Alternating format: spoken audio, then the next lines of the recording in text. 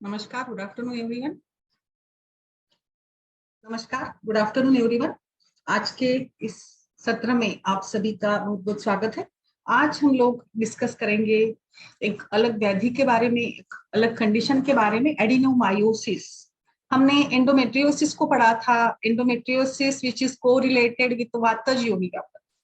अब यहाँ पर हम लोग आज एडिनोमायोसिस के बारे में डिस्कशन करेंगे और उसका आयुर्वेदिक मैनेजमेंट क्या है। What is adenomyosis? It is exactly the reverse condition of endometriosis.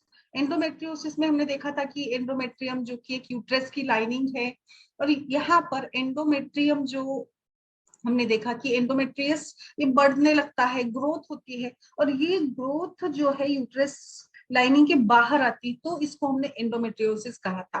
तो इसके रिवर्स कंडीशन है एडिनोमायोसिस। एडिनोमायोसिस में जो थिकनेस है, यूट्राइन लाइनिंग जो है, वो अंदर की तरफ ही बढ़ती है, बढ़ती जरूर है बट वो अंदर की तरफ बढ़ती, उसमें एक प्रकार की रुक्षता, स्तब्धता, कड़कपन, या जैसे वात दोष के कारण जो भी सारे लक्षण मिलते हैं, रुक्षता आती है, स्तब्धता आती है, एक प्रकार से ड्राइनेस, रफनेस होती है। इसी प्रकार का ये अंदर का जो भी हिस्सा है यूट्रस का, वो वहां पर कड़क बनने लगता है, इसीलिए हम इसको वातज योनि व्यापक भी कह सकते हैं।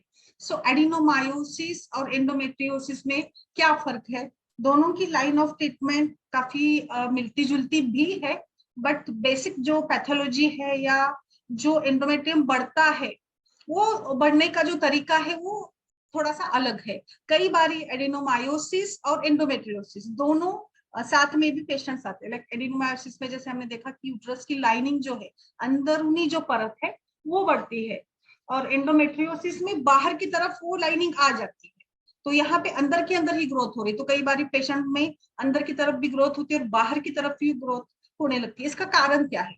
जैसे वातज योनि व्यापद में हमने देखा कि वातदोष प्रकोपक हेतु, फिर सभी प्रकार के वात के प्रकोपक हेतु आ जाएंगे। आहारज है, विहारज है, मानसिक हेतु है, दिवास्वाप है, खान पान है जो रुक्ष या फिर पित्त कषाय रस वाला खान पान लेना, वेगों का उदीरण या वेगों का धारण करना, मेंस्ट्रुअल इरेगुलरिटीज जो अपान वायु या मलावष्ठंभ है, ऐसी कई सारी आदतें हैं। जैसे हमने देखा था बार बार की इन हेतुओं के चलते वातदोष का प्रकोप होता है, और यहाँ पर ग्रोथ है, वृद्धि है।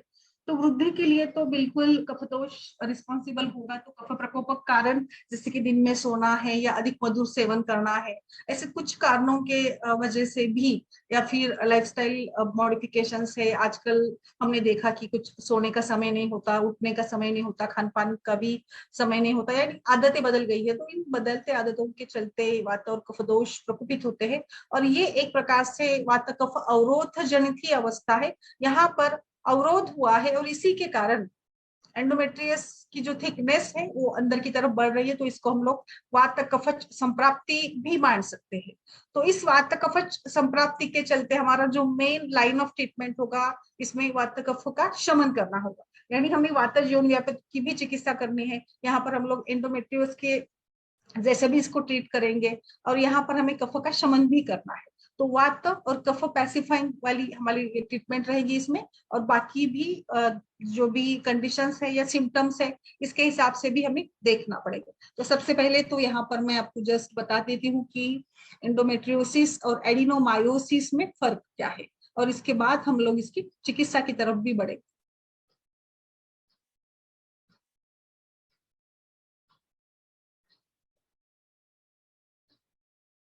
ठीक है, अभी ये देखिए, दिस इज एडिनोमायोसिस। एडिनोमायोसिस में आपको यहाँ पर साफ नजर आ रहा होगा कि इस इमेज में जो कि यूट्रस की वॉल है वो अंदर की साइड से बढ़ गई है। So this is adenomyosis.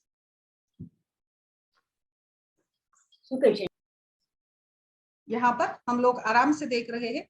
सी, अभी दोनों का मैं ये दिखाती हूँ कंपैरिजन वाला इमेज, ताकि अच्छे से समझ आए। सी, now adenomyosis and endometriosis. So adenomyosis affects only the inside of the uterus.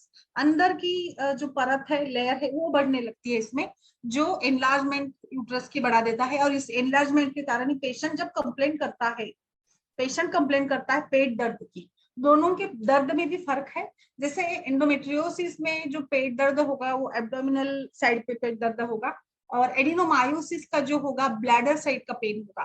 Bladder की तरफ, ब्लैडर की जो पोजीशन होती है ना उसकी तरफ पेशेंट इशारा करेगी कि मेरा पेट इस प्रकार से दर्द करता है, मेरे पेट में इस प्रकार से दर्द है। ओके, एंडोमेट्रियोसिस में देखिए साइज तो इफेक्ट नहीं होगी इसमें, मतलब साइज नहीं बढ़ेगी यूट्रस की, बट adhesions डेवलप हो जाते हैं which joins the uterus to the surrounding organs and tissues।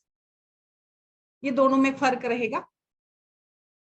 अभी और कुछ फर्क देखते हैं एडिनोमायोसिस में और जो एंडोमेट्रियोसिस है उसमें।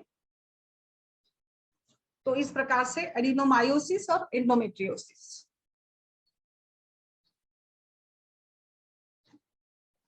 यस, तो एंडोमेट्रियोसिस में और एडिनोमायोसिस में लक्षण थोड़े से कुछ सिमिलर भी होते हैं, लाइक इरेगुलर मेंसेस या पेन इन एब्डोमेन, और फिर मतलब अस्वस्थता होगी, जो सारी वातस्वेनिवापद की सारे जो भी लक्षण हैं, वेदना, सुक्ति, कर्कशता, कई बार थकान भी आती है, या कुछ लाइक पेन होगा, वजाइनल एरिया में पेन होगा, इरेगुलर मेंसेस होंगे। काफी बार ऐसे होता है ना, पेशेंट्स बताते हैं कि बहुत ज्यादा हेवी ब्लीडिंग भी हो रही है, और ये वात प्रकोप के कारण ही, वायु के प्रकोप के कारण भी यहाँ पर वजाइनल पेन, शब्द वेदना और फेन युक्त तनु रुक्ष आर्तों का स्त्रवन, इस प्रकार के लक्षण भी यहाँ पर मिलते हैं। मतलब menstrual heavy bleeding of menses, menses के दौरान हेवी ब्लीडिंग होगी तो वेदना, कर्कशता, इस प्रकार के सारे लक्षण दोनों में भी वैसे दिखते हैं। बट यहाँ पर एडिनोमायोसिस में जैसे अंदरूनी टाइप की ये ग्रोथ होगी, और एंडोमेट्रियोसिस में बाहर की तरफ की होगी, एडेजेंस होंगे यहाँ पर। तो कफवात का प्रकोप है दोनों में भी, और कफवात के प्रकोप के कारण ही हमें सबसे पहले तो हेतु को खोजना होगा। हेतु हम लोग कम करेंगे, हेतु परिवर्जन, ये हमारे चिकित्सा का सबसे फर्स्ट मोड होगा। हेतु हम लोग बदल देंगे, हेतु हम लोग इसमें ढूंढेंगे, और इसके बाद हम लोग इसकी चिकित्सा करेंगे। तो सबसे पहले तो हेतु परिवर्जन, इसके बाद दूसरा आएगा, जैसे हमने देखा इसमें वात और कफ दोष का प्रकोप है एडिनोमायोसिस में, तो यहाँ पर हमें दीपन पाचन करना होगा। दीपन पाचन के लिए आप सिंपल आरोग्यवर्धिनी, आम पाचक वटी, या फिर जो भी रस रक्त पाचक है। अभी यहाँ पर देखिए वृद्धि हुई है, तो वृद्धि के लिए हमें माउस मेदो पाचक का उपयोग करेंगे तो बहुत अच्छे रिजल्ट हमें मिल जाते हैं। जैसे हमने माउस सभी प्रकार के पाचक योगों को हमने पढ़ा था, तो सबसे पहले तो दीपन पाचन के लिए माउस मेदो पाचक दीजिएगा।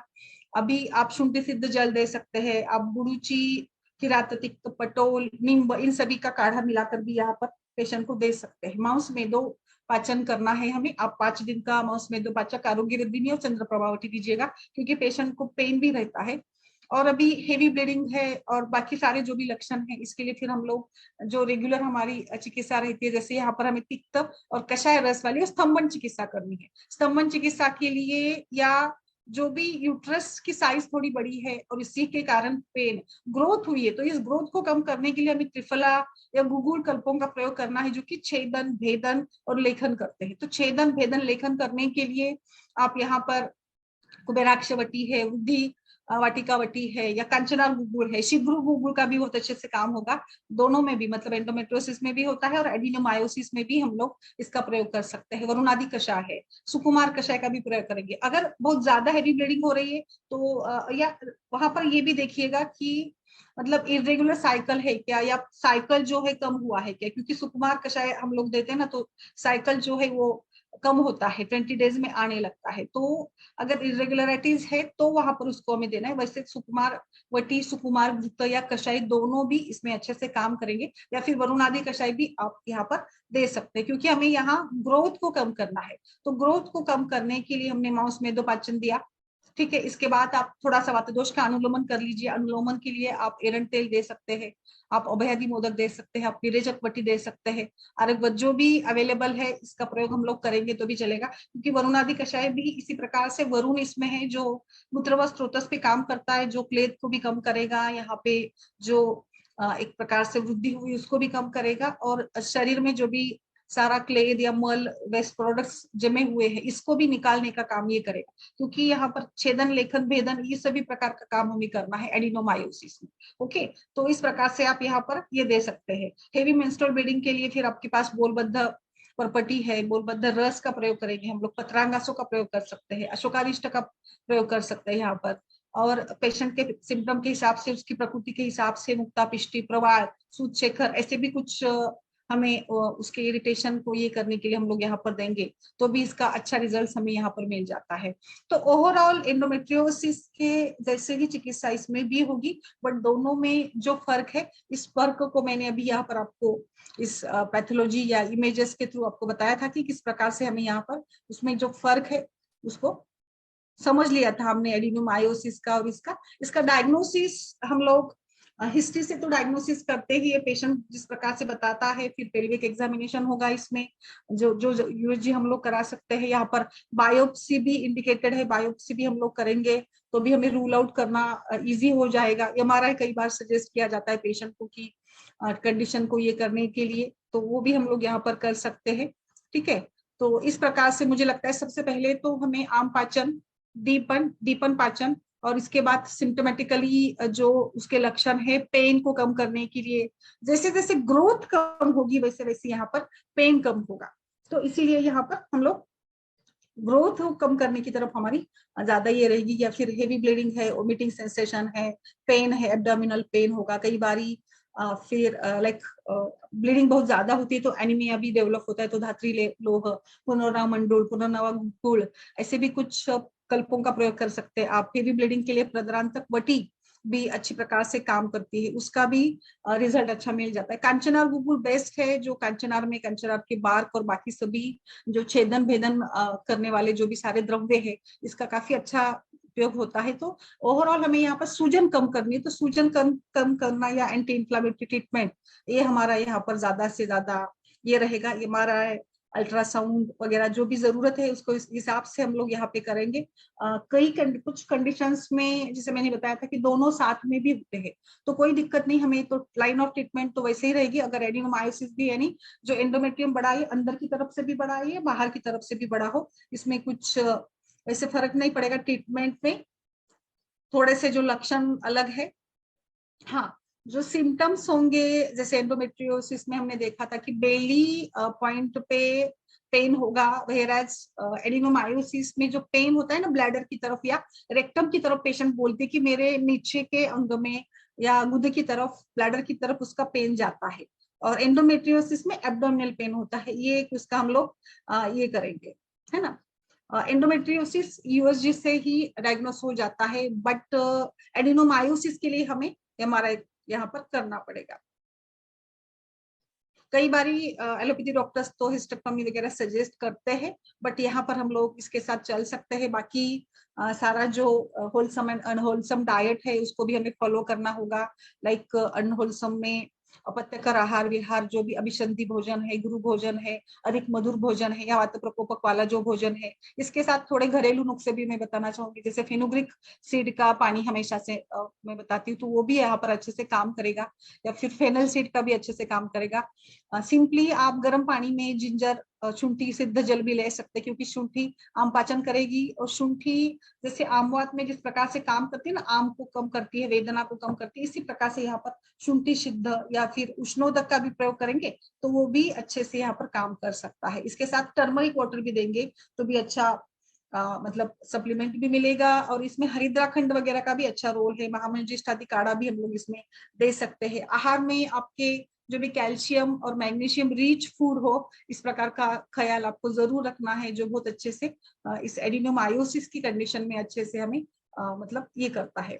इसमें कई बारी पेशेंट्स बल्कि यूट्रस भी मिलेगा आपको यूएसजी के रिपोर्ट में, बल्कि यूट्रस की भी मतलब रिपोर्ट्स में हमें मिल जाता है। तो इसके लिए भी ये सारे जो चंद्रप्रभा आरोग्यवर्धिनी है, वरुणादि कषाय है, या गुगुल कल्प है, इसका भी बहुत अच्छे से यहाँ पर रोल होता है, बहुत अच्छे से हम लोग इस पे ट्रीटमेंट कर सकते हैं। सो आई थिंक एडिनोमायोसिस को कई बार, हाँ, और एक इसमें एडिशन करना चाहूंगी, एडिनोमायोसिस के साथ साथ फाइब्रॉइड्स को भी हमें मतलब मिल जाते हैं कई बार, या एंडोमेट्रियोसिस के साथ भी फाइब्रॉइड्स डेवलप हो जाते हैं।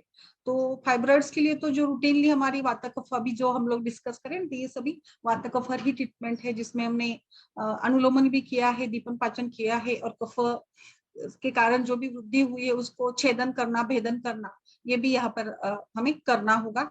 गुड़ भी इसमें काम करेगा। कई सारे कल्प रूटीनली जो हम लोग यूज करते हैं उसका प्रयोग कर सकते हैं। यहाँ पर पिचू धारण भी कर सकते हैं। जो पेन है, शूल है, क्योंकि एंडोमेट्रियोसिस की तुलना हमने वातज योनि व्यापत से की है, तो वातज योनि व्यापत की हमने पढ़ा है अभी पिछले हफ्ते में ही हमारे योनि व्यापत के सत्र में। तो यहाँ पर वातज योनि व्यापत के लिए हम लोग अनुलोमन या फिर बस्ती का प्रयोग कर सकते हैं, पीछू धारण कर सकते हैं। अब सुकुमार घृत का या सहचर आदि इस तेल का, या फिर जैसे अपना फलघृत का भी पिचू अगर लोकल एप्लीकेशन करते हैं, तो जो पेन है, कर्कशता है, रुक्षता है, स्तब्धता है, वो कम होने के लिए भी मतलब अच्छे से मदद मिल जाएगी। तो ये भी आप पिचू भी धारण करा सकते हैं। जो भी लोकल चिकित्सा पेशेंट्स के हिसाब से, पेशेंट की प्रकृति के अनुरूप हम लोग करना चाहते हैं या कर सकते हैं, उसके हिसाब से भी वात कफहर आहार और बाकी जो रूटीन हमारी केयर होती है उस प्रकार से उसको बता दीजिएगा। अब भुजंगासन, पवन मुक्तासन, प्राणायाम वगैरह ये भी थोड़ा सा कराएंगे तो वात का शमन होने के लिए मदद मिलेगी। सबसे पहले तो इम्पोर्टेंट है अग्नि के ऊपर काम करेगा। भले ही स्त्री रोगों का व्याधि है, फिर भी अग्निमान दे तो होना ही है, और इसीलिए यहाँ पर भी हमें मतलब योनि व्यापत के जो भी हेतु बताए इसमें आहारज और विहारज ही हेतु है, और मानसिक हेतु भी होते हैं। जैसे वात में चिंता, क्रोध, शोक है, स्ट्रेस रहता है, जिसके कारण एस्ट्रोजन एंड प्रोजेस्टेरॉन और ल्यूटिलाइजिंग हार्मोन ये तीनों में भी ट्राइगर होता है।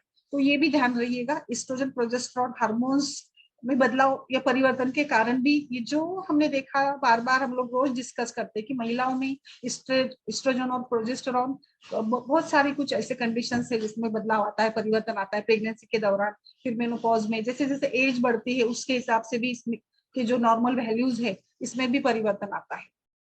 तो इस प्रकार से मुझे लगता है आज हमने एडिनोमायोसिस की लाइन ऑफ ट्रीटमेंट क्या होगी इसके बारे में डिस्कशन किया है, और बिल्कुल वात कफ जनित ही चिकित्सा हमें यहाँ पर करनी है, दीपन पाचन, अनुलोमन और छेदन वेदन लेखन। तो एक साधारण 3-1 महीने के अंदर हमें अच्छे रिजल्ट्स मिल जाते हैं। कुछ केसेस भी हमने इसको ट्रीट किया था, उसको भी मैं यहाँ पर शेयर करना चाहूंगी। तो ऐसे एक सेम केस थी, आई थिंक अभी डॉक्टर स्वाति की भी एक केस है एडिनोमायोसिस की, उसमें भी हमने इसी प्रकार से बताया है कि पहले दीपन पाचन यानी माउस मेदोपाचक का प्रयोग करना है, आरोग्यवर्धिनी चंद्र प्रभावटी पहले 15 दिन के लिए। उसके बाद हमने इसमें वरुणादि कषाय, शिग्रु गुग्रु एडवाइस किया था। इसमें कुछ भल्ला तक वटी का भी प्रयोग अच्छा है, बट अभी उष्णता यानी ग्रीष्म ऋतु है तो भल्ला तक वटी नहीं देंगे, क्योंकि भल्ला तक भी रुक्षण करता है, छेदन करता है, किंतु ये उष्ण गुण का है, बट कफ का शमन करता है। तो कफ प्रकृति में हम लोग दे सकते हैं, बट पित्त प्रकृति है स्त्री की, तो उसमें हम लोग थोड़ा कम देंगे, या नहीं देंगे तो भी चलेगा। इसके ऑप्शंस में बाकी जो भी मेडिकेशन वो हम लोग दे सकते हैं। यानी या फिर एज अगर लाइक 40 एज के बाद वाली महिला यंग एज में भल्ला तक का प्रयोग करेंगे, तो जैसे तरुण वय या पित्त प्रधान अवस्था होती है तो उसमें पित्त बढ़ सकता है या पित्त का प्रकोप भी हो सकता है, क्योंकि भल्ला तक उष्ण गुण वाला है। बट भल्ला तक बेस्ट काम करेगा कफ के लिए, कफ जनित संप्राप्ति के लिए, छेदन भेदन रुक्षण का काम करता है। तो भल्ला तक वटी भी दे सकते हैं। Growth, any type of growth Bhalla तक वटी काम करेगी, एंडोमेट्रियोसिस में भी काम करेगी और यहाँ पर भी काम करेगी, है ना। तो आई थिंक, नमस्कार सभी को, बताइए तृप्ति जी, हेमलता जी, नमस्कार। आपका कुछ अनुभव है या इसमें आप कुछ एड ऑन करना चाहती है तो बताइए प्लीज।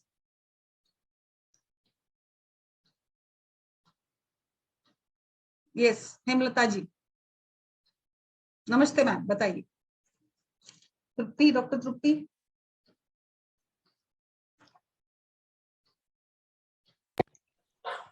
नमस्ते मैम। नमस्ते, बताइए। आज अचानक ले लिया, आज एक्चुअली ये छुट्टी लेने वाली थी मैं, त्योहार है तो फिर सोचा चलिए एक हो जाता है। कल शादी की केस थी ना एडिनोमायोसिस की, तो चलिए उसको पढ़ लेते। बताइए जी मैम, डाइट में हम लोग क्या कर सकते हैं, इसमें कुछ स्पेशल दे सकते हैं? डाइट में स्पेशली तो मतलब अभी वात कफ के लिए ही हमें काम करना है ना, तो इसके हिसाब से वात शमन वाला अच्छा रहेगा। तो बहुत ज्यादा देखिए, अभी दोनों भी अपोजिट मतलब है, वात और कफ दोनों एक दूसरे के एंटीडोट है वैसे, क्योंकि हम लोग एक वात के लिए डाइट सजेस्ट करते हैं तो उसमें कफ बढ़ सकता है। तो ये दोनों को सोचकर मुझे लगता है नॉर्मल हमारा एक फल का, एक सब्जी, मूंग दाल या फिर कुछ ऐसे ही जो लाजा मंडा आप दे सकते हैं, मंडप या विलिबी का भी प्रयोग कर सकते हैं। मूंग की दाल अच्छी रहेगी दोनों दोनों दोषों के लिए। फिर खान पान में थोड़े मसाले तो दोनों दोषों को चलते हैं, तो स्पाइसेस ऐड ऑन करिएगा। स्पाइसेस से यहाँ पर छेदन भेदन का भी काम होगा, और कफ के लिए भी स्पाइसेस अच्छे रहते हैं ना, तो इसको भी अच्छा रहेगा। तो आप दालचीनी या क्यूमीन, अदरक, जिंजर का प्रयोग करिएगा खान पान में। शुंठी सिद्ध जल भी दे सकते हैं, खाना बनाते समय भी थोड़े मसालों का प्रयोग बढ़ा सकते हैं आप, वो भी आप करेंगे तो भी अच्छे रिजल्ट्स मिलेंगे। दोनों के लिए कॉमन मसाले ही है इसमें। मधुर रस थोड़ा सा चल सकता है, बट डायरेक्ट मधुर नहीं देंगे हमें। जैसे क्या करना है कि वात का शमन करना है, तो तिल तेल का प्रयोग हम लोग कर सकते हैं, कोकोनट ऑयल का प्रयोग कर सकते हैं। स्नेहन थोड़ा करेंगे तो ठीक है, लोकल स्नेहन करना अच्छा रहेगा, पीचू वगैरह। बाकी गेहूं का प्रयोग करिएगा, वो अच्छा रहेगा। गेहूं का प्रयोग करेंगे तो माइल्ड स्नेहन स्वेदन भी करा सकते हैं या अभ्यंग करा सकते हैं।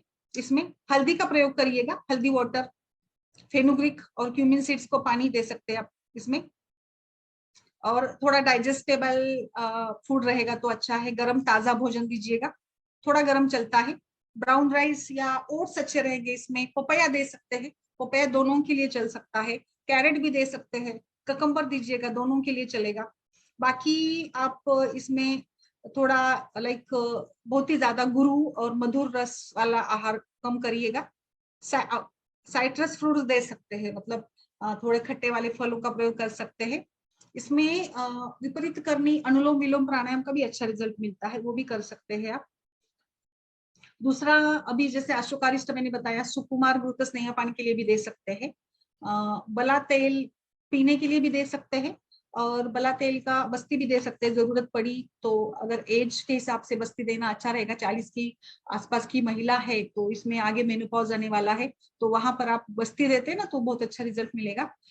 एक्सेस ब्लीडिंग के लिए तो काफी सारे ऑप्शंस हमारे पास है। इसमें आप पुष्यामुख चूर्ण भी ऐड कर सकती है तंडुलोदक के साथ, अच्छा काम करेगा वो। फिर मुस्लिक खदिरादि कषाय का भी ऐड कर सकते हैं। एरंड सुकुमारम है, योशादी गुगुल है, योशादी गुगुल शुंठी है, तो दोनों के लिए बेस्ट रहेगा। मतलब ये आम पाचन भी करेगा और छेदन लेखन भेदन भी करेगा। पंचामृत कषाय है, सप्तरसम कषाय भी बहुत सुंदर काम करता है। हम लोग या रासना सप्तक भी दे सकते हैं इसमें, पंचामृत कषाय। तो जो जिस प्रकार के भी लक्षण है उसके हिसाब से देंगे। प्रिकिंग पेन रहता है ना वजाइना में, या नमनेस वगैरह रहता है, तो इसके लिए पीछू धारण करना अच्छा रहता है, बहुत अच्छे रिजल्ट्स मिलते हैं पीछू के। लक्षण में पेट दर्द को समझिए को, मतलब अच्छे से पूछिए पेशेंट्स को कि दर्द कहाँ पे एग्जैक्टली होता है, तो हम लोग एंडोमेट्रियोसिस और एडिनोमायोसिस में डिफरेंशिएट कर पाएंगे। यस मैम, बताइए, क्लियर हो गया? टर्मरिक, हल्दी, जिंजर, शुंठी, जी मैम। इसका प्रयोग करिए। मसालों का प्रयोग ज्यादा थोड़ा बढ़ा दीजिएगा, और खाना जी तो मैम। सिंपल ही रखना है, डाइजेस्टेबल ताजा भोजन दीजिएगा, सिंपल वाला। अगर आपको लाइक पेशेंट की कफज प्रकृति है, ओवरवेट वगैरह है, तो जो भी अनाज यूज करेंगे उसको भून कर दीजिएगा, लाइक थोड़ा सा उसका भी रिजल्ट अच्छा आएगा। ये सारे व्यायाम भी हम लोग इसमें बता सकते हैं। हार्मोन इरेगुलरिटीज को भी देखिएगा। अगर बहुत ही मतलब लो वेट वगैरह है तो उसमें शतावरी का भी प्रयोग करेंगे तो अच्छा रहता है, क्योंकि उसके कारण भी कई बार ये होता है, मेनोरोजिया या डिस्मेनोरिया। इसमें ससेप्टिबिलिटी यानी जो लाइक एक एज है ना, तो फर्टाइल एज की महिलाओं में ये ज्यादा होता है वैसे। एक्टिव और फर्टाइल एज वाली महिला में ये सारे डिसीजेस हमें ज्यादा मिलते हैं।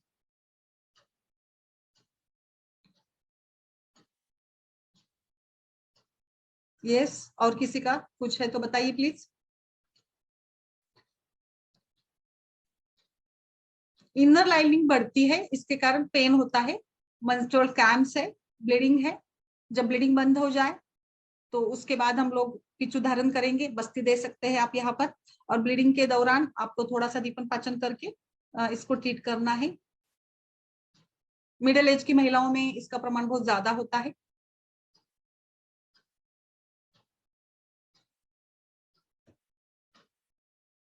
एक बार फिर से, आप शायद थोड़ी लेट आ गए, मैं एक बार फिर से इसका ये बता देती हूँ। जी मैम और फाइब्रॉइड में भी सेम लाइन ऑफ हाँ, ट्रीटमेंट? यस एग्जैक्टली, क्योंकि इसके साथ कई बार यूट्राइन फाइब्रॉइड्स भी होते हैं, छोटे साइज के होते हैं, बट मतलब डेवलप होते हैं, क्योंकि कफ वात का प्रकोप है, तो कई बारी मतलब पेशेंट्स पेट दर्द बताती है तो फाइब्रॉइड तो थोड़ा होगा ही होगा, तो यूएसजी कराते हैं, तो इसमें हम लोग देख सकते हैं इसको ना। अंडर ग्रंथि ही इसकी ट्रीटमेंट बताई, जो हम लोग अभी भले ही अभी इसमें वातजोनि व्यापक बताते हैं आचार्य या, बट ओवरऑल अगर उसका संप्राप्ति लक्षण हेतु को देखेंगे तो एडिनोमायोसिस या endometriosis it may go under ग्रंथि चिकित्सा। ग्रंथि के अंदर ही इसको हमें ट्रीट करना है, क्योंकि कहीं ना कहीं स्वेलिंग है ना, एंडोमेट्रियम में सूजन है, बढ़ गए है, वो सिस्ट डेवलप हुई है, तो उसको कम करने के लिए हमें रक्त मांस मेद धातु के ऊपर काम करना है। तो इसीलिए ग्रंथि की चिकित्सा जो करते हैं हम लोग रूटीनली, कफ और लेखन ट्रीटमेंट, उसी प्रकार से यहाँ पर भी करना है। ग्रंथि वाली चिकित्सा को ही आपको यहाँ पर फॉलो करना है। यस मैम, और कुछ? नहीं मैम, बल्कि यूट्रस के लिए आपको त्रिफला गुगुल, फलग्रुत, वरुण आदि कषाय, आरोग्यवर्धिनी, ये सारा मतलब हम लोग इसमें दे सकते हैं, जो हमने अभी डिस्कस किया ना पूरा, ये सारे कल्प, बहुत सारे कल्प है। पेशेंट्स के प्रकृति, एज, सब कुछ देखकर उसके हिसाब से हमें काम करना होगा। ब्लीडिंग को भी देखकर उसके खान पान को बताना होगा। ब्लीडिंग कम करने के लिए अतिसित के बीज का भी प्रयोग कर सकते हैं। आरोग्यवर्धिनी, चंद्रप्रभा, ये भी काम करेगा। शिलाजीत भी अगर बहुत ही ज्यादा दुर्बलता है तो शिलाजीत भी दे सकते हैं इसमें हम लोग, वो भी अच्छे से काम करती है। ये सारे कल्प अच्छे से काम करते हैं। शिग्रो गूगल भी ऐड कर सकते हैं इसमें। अशोकारिष्ट, पत्रांगासो तो है ही, जो ब्लीडिंग बहुत ज्यादा हो रही है तो अच्छे से काम करेगा। फलग्रुत से पोषण भी मिलेगा और फलग्रुत सभी प्रकार से काम करेगा। लाइक बाकी आप इसमें योगा एंड बाकी सारा जो भी है ना, वो भी बता सकते हैं। अनुलोम विलोम के अच्छे रिजल्ट्स मिल जाते हैं हमें इसमें। मिडल एज के इसमें ही आता है, स्त्रोतस दृष्टि, आर्तव स्त्रोतस दृष्टि के साथ। सीवियरिटी देखिएगा बहुत। फिर ये एडिनोमायोसिस हो या एंडोमेट्रियोसिस हो, इसके कारण कई बार फिर इनफर्टिलिटी भी डेवलप हो सकती है। पेट दर्द है, डिस्मेनोरिया, ज्यादा ब्लीडिंग होती है तो हीमोग्लोबिन भी कम हो सकता है। और फिर हमें मतलब पहले तो हमें ये सारा काम करना पड़ेगा, इसके बाद ही चांसेस बढ़ेंगे ना इसके। तो इसीलिए बल्कि यूट्रस की ट्रीटमेंट करेंगे या जो भी सारे लक्षण है उसको ट्रीट करेंगे हम लोग। दशमूल भी दे सकते हैं, दशमूलारिष्ट और दशमूल का काढ़ा भी मतलब पेन वातशमन के लिए अच्छा काम करेगा, जो संप्राप्ति है इसको भंग करने के लिए और वातदोष का अनुलोमन करने के लिए। एरंड पृष्ठ हरितकी दे सकते हैं, शुंठी चूर्ण के का साथ देंगे, खाना खाने के पहले देते गर्म पानी के साथ, तो भी मस्त रिजल्ट आते हैं इसके। ये हम लोग बहुत ज्यादा प्रिफर करते हैं यहाँ पर, एरंड पृष्ठ हरितकी और शुंठी चूर्ण। और कांचनार गुगुल आई थिंक सभी प्रकार के ग्रंथि जनित लक्षण के लिए it is the best choice of drug. Kanchanar Guggul का ऑप्शन नहीं है।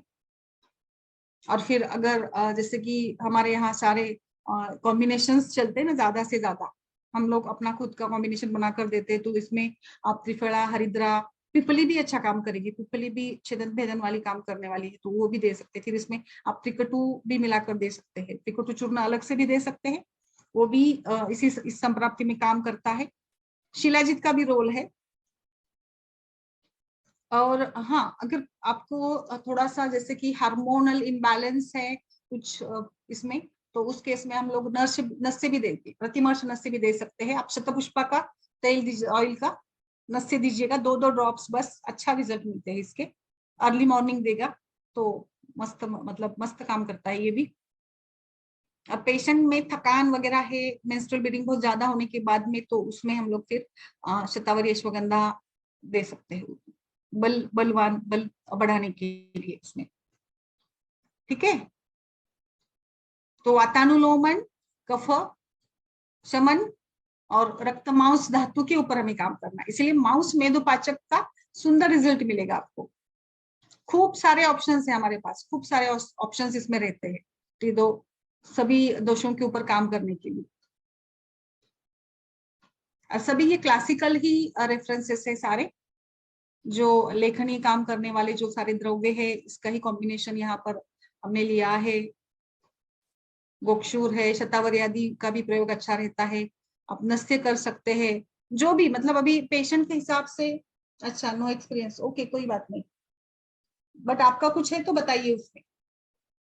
अगर आपका कुछ केस या कुछ इसमें डाउट है तो पूछ सकते हैं आप। हेमलता जी, अगर कोई डाउट है तो प्लीज पूछिए।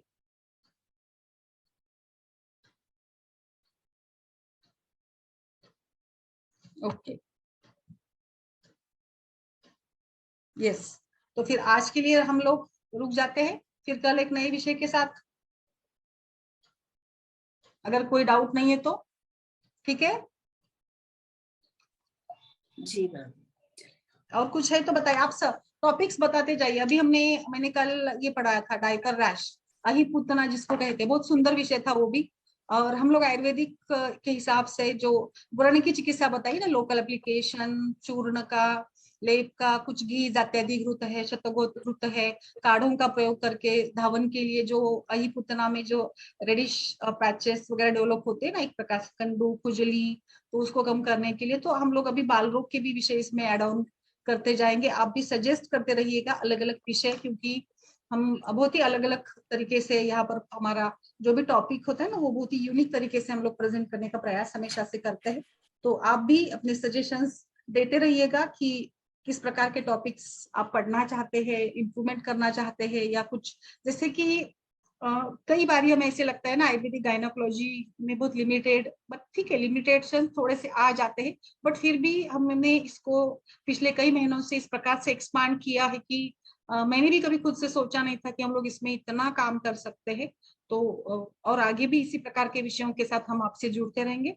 तो आज के लिए यहाँ पर हम लोग रुक जाते हैं। आप सभी जो भी दर्शक फेसबुक पर देख रहे हैं, आयुष दर्पण की ये एक केवल यूनिक ऐसी गायनिक की संभाषा है जो केवल और केवल आयुष दर्पण पर ही हम लोग चलाते हैं। तो आप सभी भी अगर इससे जुड़ना चाहते हैं तो हमसे संपर्क करिएगा और अपने अनुभवों को यहाँ पर आप शेयर कर सकते हैं। केस डिस्कशन चलता है, एक्सपर्ट सेशंस होते हैं, तो हर एक मतलब हर प्रकार से हमने इसको डेवलप करने का प्रयास किया है। तो आप सभी के सहयोग के कारण ही हम ऐसा मतलब प्रयास करते भी है और हम इसमें सक्सेसफुल होते भी रहते हैं। तो इसके लिए भी आप सभी का बहुत बहुत आभार। और आज जो नवरात्रि चैत्र शुद्ध प्रतिपदा या नववर्ष का जो आज पहला दिवस है, इसीलिए मैंने सोचा कि चलिए आज त्योहार है, फिर भी थोड़ा सा तो हमें लेना चाहिए। तो आप सभी को बहुत बहुत शुभकामनाओं के साथ नमस्कार। ठीक है, फिर कल मिलते हैं। थैंक यू मैम, नमस्ते। थैंक यू, नमस्कार।